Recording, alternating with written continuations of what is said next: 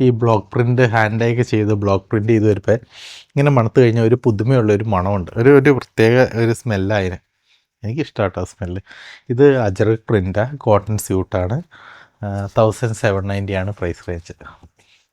ഞാൻ കാര്യമായിട്ട് അറിഞ്ഞു ഈ കോട്ടൺ സ്യൂട്ട്സിന് ഒരു പ്രത്യേക ഒരു പുതുമ മണമുണ്ട്. ഈ സ്ക്രീൻ പ്രിൻ്റോ അല്ലെങ്കിൽ ബ്ലോക്ക് പ്രിൻ്റൊക്കെ ചെയ്തു വരുന്ന ആ ഒരു പ്രോസസ്സിങ്ങിൻ്റെ ആയിരിക്കും. പക്ഷേ ഈ നമ്മുടെ പ്യുവർ കലംകാരിയൊക്കെ മണക്കാൻ നിന്ന പരിപാടിയൊക്കെ പൊളിയും.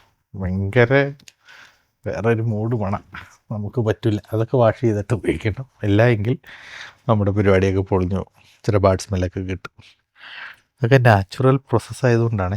ഇത് ഞാൻ പറഞ്ഞത് ബ്ലോക്ക് പ്രിൻ്റ്, ചെറിയൊരു ഗോൾഡ് എലമെൻറ്റ്സ് കൊടുക്കാൻ സീക്വൻസ് ടച്ചിങ് കൊടുത്തിട്ടുണ്ട്. അജറക് പ്രിൻസ് ആണ്, 1790 ആണ് പ്രൈസ് റേഞ്ച്. കോട്ടൺ ബോട്ടം, അതുപോലെ തന്നെ മാച്ചിങ് ആയിട്ടുള്ള cotton dupatta, 4 colour matching list ചെയ്തിട്ടുണ്ട്. സെപ്പറേറ്റ് വാഷ് ചെയ്ത് ഉപയോഗിക്കണം കേട്ടോ.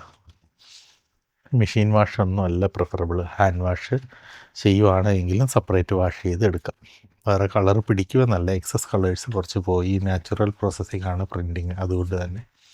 പക്ഷേ അവിടെ ഇവിടെയൊക്കെ പിടിച്ചിരിക്കുന്ന ഒരവസ്ഥയോ കാര്യങ്ങളോ ഉണ്ടാവില്ല. എക്സസ് ഉള്ള കളറൊക്കെ അങ്ങ് പൊക്കോട്ടെ, സെപ്പറേറ്റ് വാഷ് ചെയ്ത് ഉപയോഗിച്ചാൽ മതി. വിത്തൗട്ട് ലൈനിങ്ങിൽ ഉപയോഗിക്കാം. 1790 പ്രൈസ് റേഞ്ച്.